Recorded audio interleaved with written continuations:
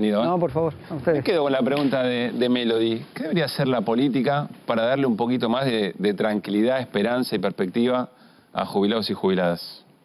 Bueno, en principio, acomodar los haberes jubilatorios a una realidad distinta a la que está planteando el decreto que ha emitido el presidente. Creo que si el problema ha sido el déficit fiscal para aumentarle a los jubilados y hoy el gobierno se está vanagloriando que tiene superávit fiscal, debería aprovechar el superávit fiscal para mejorar el nivel de ingreso de los jubilados, que ha sido el que más ha sido licuado. Y creo que si tiene superávit puede hacerlo tranquilamente. Pero eso significaría que el gobierno quiere reparar algo así como un error. Pero por lo que explica Hernán, la única manera de llegar a ese superávit del gobierno tenía que ver con tocar o con licuar las jubilaciones. Es decir, es parte del plan, no es una consecuencia no deseada. Cuando uno mira el superávit que genera el Poder Ejecutivo Nacional, son 8 billones y un poquito más. Y cuando lo empieza a desagregar se encuentra con que el impacto más fuerte es jubilado, casi 2 billones. Después tiene como segundo impacto, entre segundo, tercero, casi en una misma línea, entre lo que significó la caída del salario de los trabajadores de la administración pública, su desfasaje con relación a la inflación, las partidas no enviadas a las provincias, los comedores, que son medio billón de pesos, y cuando uno confluye en 5 o 6 ítems que tienen todos que ver con reducción del gasto de quienes más necesitan del Estado, confluye que están los 8 billones de pesos del superávit. Quiere decir que es un superávit, incluí también si querés vulgarmente, la factura de la luz no pagada, son no haber pagado energía. Cuando vos sumás 6 o 7 conceptos, la mayorista energética. Cuando vos sumás 6 o 7 conceptos, te arroja que el superávit tiene que ver con lo que no pagaste, como si en tu casa no pagás la tarjeta de crédito, la luz, algún día te la van a cortar, algún día te van a cortar el crédito. Es un superávit, francamente, que ha sido sostenido no por los sectores más enriquecidos de la Argentina, sino por el contrario, por los más vulnerables. Sergio, una porción importante, diría yo, de nuestra audiencia observa la realización del segundo paro general, el primero el 24 de enero, para el próximo jueves, y dice que un poco es la línea también del gobierno, pero al gobierno anterior no le hicieron ningún paro y ahora ya van 2 en 5 meses. ¿Qué se responde a eso?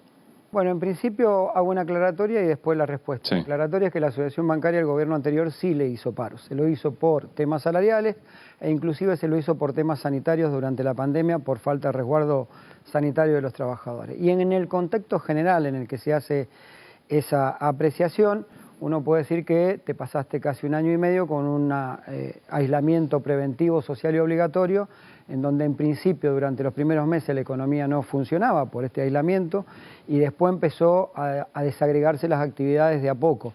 Quiere decir que ahí no tuviste la posibilidad de esa. Segundo, con el tema de jubilados te compensaban al menos en la mínima, no en el resto, porque fue un error y hay que admitirlo y hay que hacerse cargo de ese error, al menos en la mínima te compensaban la pérdida del poder adquisitivo con bonos. Y en el caso de los trabajadores registrados, lo que hacía el Estado inclusive fue coadyuvar a pagar los salarios a través de lo que son los ATP. Y además tuvimos sistema de paritaria aún durante la pandemia. ¿Esto qué significa?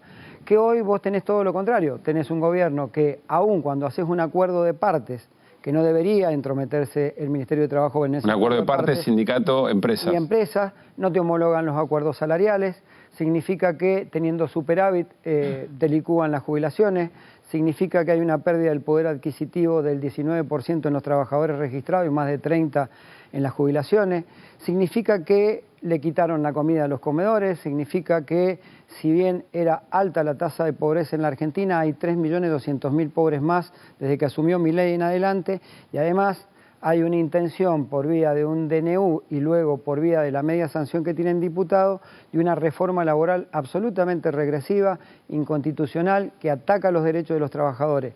Es un sistema en donde nunca ha sido tan salvaje un ataque como ha llevado adelante este gobierno y que ha encontrado en algunos aliados la posibilidad de transformar en media sanción una ley que va a ser muy nociva para todos los trabajadores. Sergio, Patricia Bullrich creo que hoy le preguntaron por el tema del paro y dice, bueno, esta crítica, no estamos de acuerdo, creemos que con otros gobiernos no tuvo la misma reacción, pero dice, bueno, que hagan el paro, nosotros seguiremos haciendo nuestra política.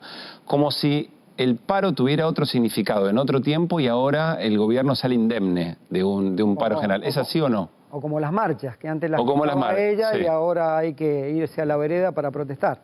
Sí, pero como si las demostraciones y movilizaciones o en los paros no tuvieran el mismo efecto sobre un gobierno que tenía antes. Es más, el gobierno a veces dice, siguen haciendo política como en el siglo XX. La pregunta es, ¿de qué cambia la realización del paro? ¿Qué transforma en el gobierno si el gobierno sigue para adelante y es como si no se da por entendido? Yo creo que es contradictorio el pensamiento del gobierno que los paros son una cuestión anacrónica que no tiene efecto con relación a que hayan impulsado limitar el derecho de huelga como era el proyecto que llevó de Loredo, el proyecto original que se iba a tratar y luego lo cambiaron. Si no estuvieran tan preocupados seguramente no hubieran intentado incrementar a 75% la presencialidad de las tareas esenciales o haber creado una serie de actividades como tareas trascendentales para que se prestara el 50% de la prestación durante una medida de fuerza.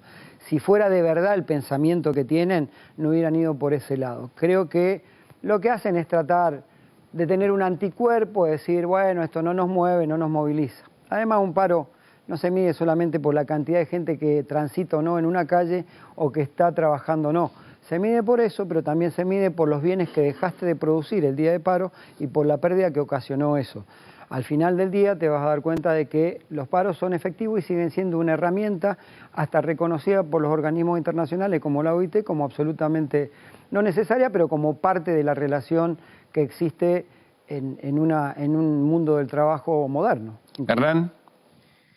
Sergio, te pregunto, la semana pasada se votó en diputados la ley bases y todo el paquete fiscal que incluye el impuesto a las ganancias. Vos sos, diría, el autor de la ley que todavía tiene vigencia. Pero ahí hay una discusión con los gobernadores que, como el gobierno los aprieta porque no tienen plata y demás, bueno, alguno tiene como deseos tal vez de votar. No sé si has hablado con los gobernadores, ¿cómo ves la discusión en el Senado? Bueno, en principio uno lo que tiene que decir es que aquellos gobernadores que hayan tenido que acceder a aportar votos en la Cámara de Diputados no convencidos, pero como último recurso porque le prometen recomponerle la situación de ingreso que hoy han perdido, hay que decirles que se equivocan, porque paralelamente a el incremento o a la reposición del impuesto a las ganancias sobre los salarios, el gobierno está tomando la medida de la disminución de las alícuotas de bienes personales. Esas alícuotas, cuando uno llega a confluir y terminen todas en el 0,25, independientemente que tengas bienes en la Argentina o en el exterior que declarar, y todos paguen el mismo, el que tiene un patrimonio de un departamentito como el que tiene una mansión en Miami, vos vas a encontrarte con que ganancia significa 2.200.000 millones de pesos y lo que van a perder por recaudación de bienes personales es 1.500.000 millones de pesos. Quiere decir que va a quedarte un exiguo 700.000 millones de pesos y van a tener el mismo problema, nada más que van a cambiar quién es el que tributa. Va a tributar el trabajador en lugar de tributar el que tiene un patrimonio alto en la Argentina. Este es el cambio sustancial que te propone mi ley. Cuando te hablaba de la casta, no te hablaba de otra cosa que fuera los jubilados, los trabajadores. Y además que te permite, por otro lado, una estabilidad fiscal hasta el 2037 y el achicamiento de esas alícuotas, que en el caso de los bienes en el exterior la alícuota es 2,25 para los que más bienes tienen, van a terminar en el 0,25. Y no te plantea el mismo escenario para el trabajador, de que bueno, esto es necesario ahora, pero te voy bajando la alícuota. No, el trabajador sigue pagando y es condena in aeternum porque es una decisión política de este gobierno que el ajuste lo pagan los trabajadores y que los ingresos lo ponen los trabajadores y que le tenés que sacar ingreso le tenés que sacar esa carga impositiva a los que más tienen. Es una definición política del gobierno. Fernando. ¿Cómo le va, Palazzo? ¿Qué tal? ¿Qué tal? Usted luchó para que se saque la posibilidad de la privatización del Banco Nación de la ley. Sí. Y se logró. Se ve que ahí, inclusive, varios gobernadores radicales estaban convencidos que era una locura eso. ¿Por qué no pasó lo mismo con aerolíneas, cuando muchas provincias pueden empezar a perder viajes y empieza a perder conectividad? Digamos, ¿en qué se diferencia una empresa de otra cuando son empresas nacionales? Yo creo que a Aerolíneas Argentinas la han estigmatizado demasiado desde distintos sectores políticos, que no es Unión por la Patria claramente, y creo que eso en algunos gobernadores pesó a la hora de tomar una decisión, más allá que el gobierno le imponía el paquete de privatizaciones, le imponía el paquete fiscal, le imponía el blanqueo, le imponía el régimen de grandes inversores, y en Nación creo que hubo una acción por parte nuestra como asociación bancaria, en este caso te hablo, que traspasó el pensamiento político y el origen político de mucha gente que nos acompañó. Nosotros juntamos 1 millón de firmas en un mes y si nos daban más tiempo seguíamos juntando. ¿Esto qué quiere decir? Que hay cierto peligro, que no son ingenuos en el gobierno, y dentro del millón ese debe haber muchos que lo votaron y que esperaban una respuesta del gobierno, como la están esperando de su situación económica. Y creo que en el caso de Aerolínea, empresa absolutamente necesaria como todas las de transporte, porque garantizan una conectividad que no se la va a dar ninguna aerolínea, además de un mejor servicio. Cualquiera puede ver que esas aerolíneas low cost te dejan tirado en cualquier lado y te avisan que dentro de 2 días te llevan de vuelta. Pasa habitualmente. Entonces creo que esa estigmatización que hicieron de Aerolínea es lo que ha perjudicado la posibilidad de que se tuviera otra mirada. Pero es absolutamente necesaria, y quiero recordar que cuando estuvo en manos privadas fue el Estado Nacional el que terminó pagando los salarios y el combustible para que los aviones funcionaran. Es decir, eso es lo que hizo el sector privado con Aerolíneas. Hoy se vuelve a privatizar bajo el régimen de la ley de reforma del Estado de Dromi y Menem. Y todos sabemos que fue un fracaso que costó muchísimos puestos laborales e inclusive vida de muchos trabajadores que, sumidos en la depresión, en la angustia, terminaron tomando una decisión hasta de quitarse la vida. Eso es lo que han votado.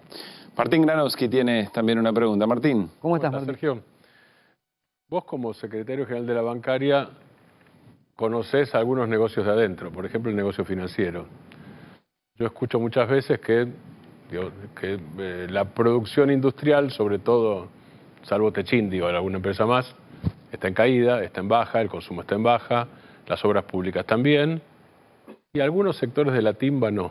En la Argentina algunos sectores de la timba dan ganancia. ¿Dónde está el negocio en la Argentina? ¿Quiénes le están pasando bien hoy? ¿Quiénes están ganando en medio de la hecatombe? Mira, cuando uno toma la referencia de los 4 meses del gobierno de Milei, hay 3 sectores donde impactó más la caída de la actividad económica.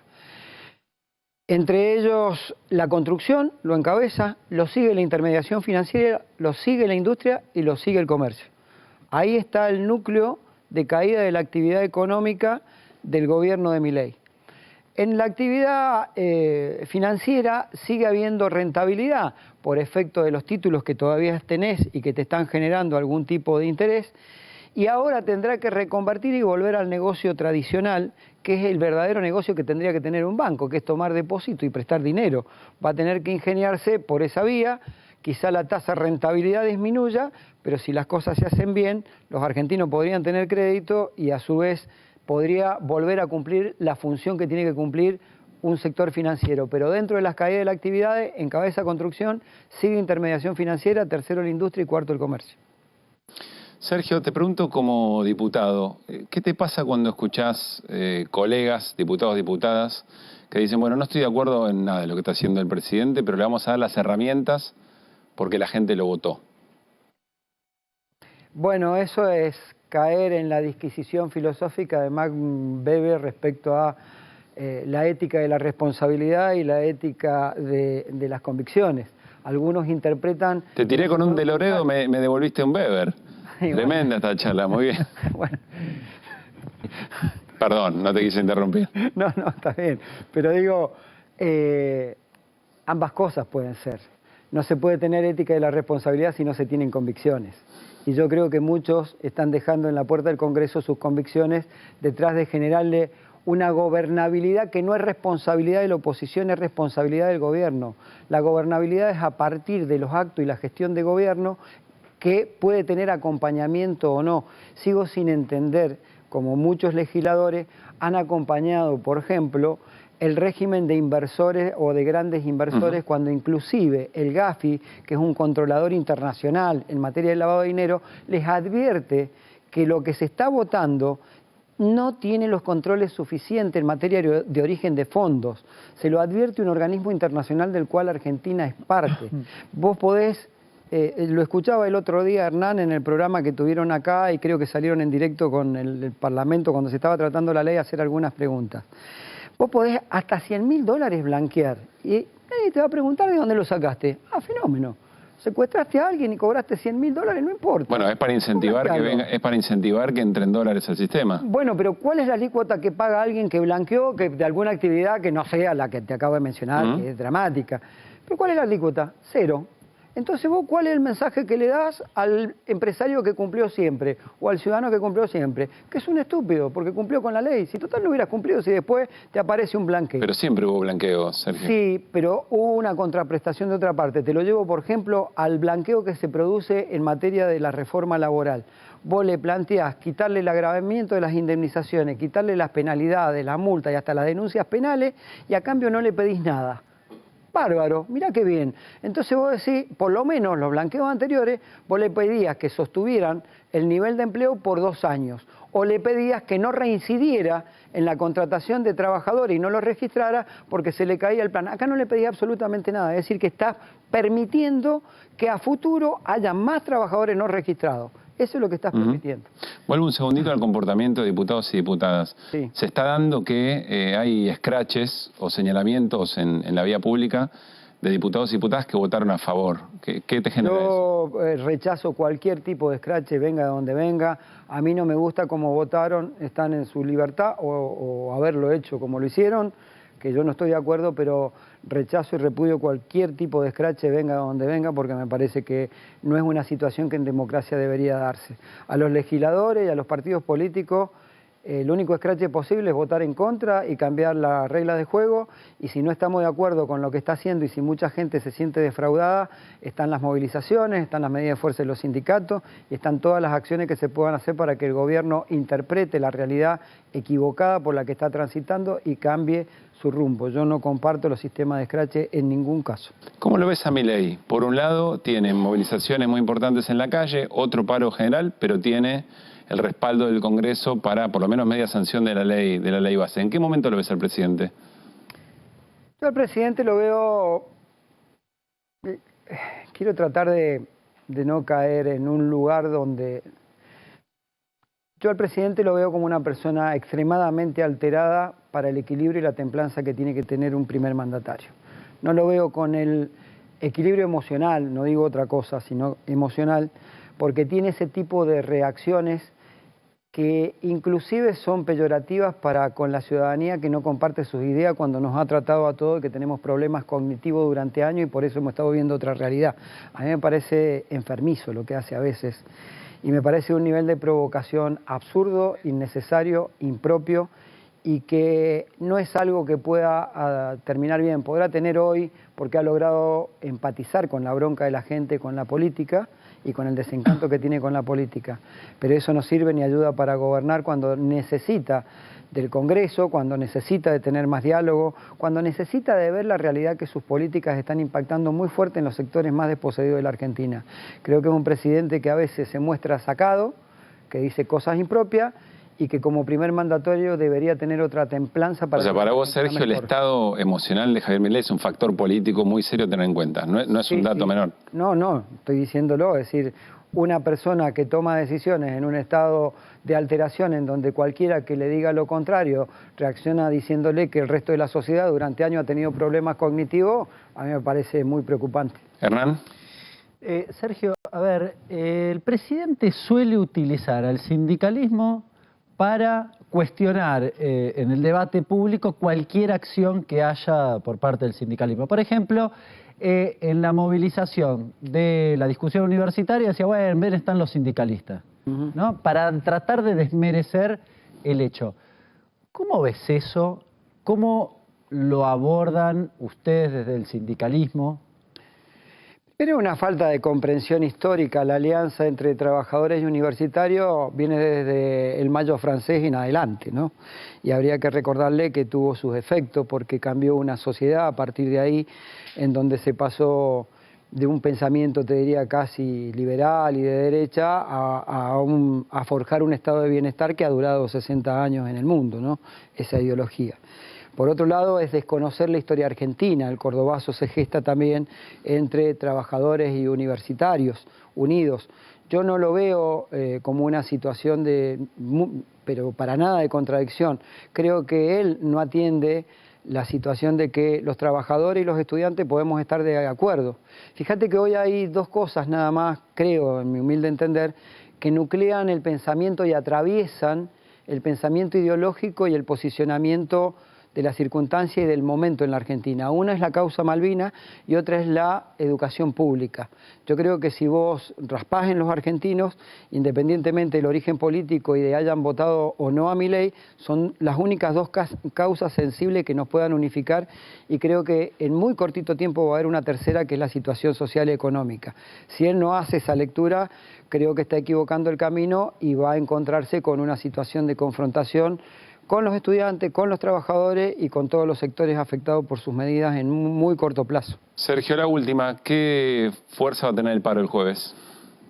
Yo creo que va a tener fuerza. Cuando uno observa caída del salario casi 20%, caída del ingreso más del 30%, cuando hay 3.200.000 pobres más en 4 meses, cuando ve que nuevamente los trabajadores pagan ganancias y cuando ve la inequidad de que el que cometió delitos evadiendo no va a tener ningún castigo, al contrario va a tener condonaciones de sus deudas, de sus multas, debería ser un paro que tenga un acatamiento alto, pero de todos modos, independientemente de ese acatamiento, que pienso que va a ser alto, es un punto de partida de una situación de conflictividad con el gobierno, y ojalá el gobierno interprete que tiene que cambiar el rumbo, porque por el rumbo que ha tomado le está haciendo pasar muy mal a la mayoría de los... ¿Los ves con voluntad de cambiar?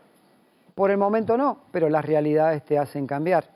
Yo recuerdo que Mauricio Macri en el 2017 venía de una victoria electoral rotunda en la intermedia, y un mes después impulsaba una reforma laboral, una reforma previsional y una reforma tributaria. Y si bien sacó parte de esas leyes, no todas, también empezó su ocaso político, porque a partir de ahí, y no interpretar esa realidad de descontento de la sociedad, lo llevó a perder el beneficio del voto de la gente y terminó perdiendo una elección. Sergio, gracias por haber venido. No, gracias a ustedes, muy amable.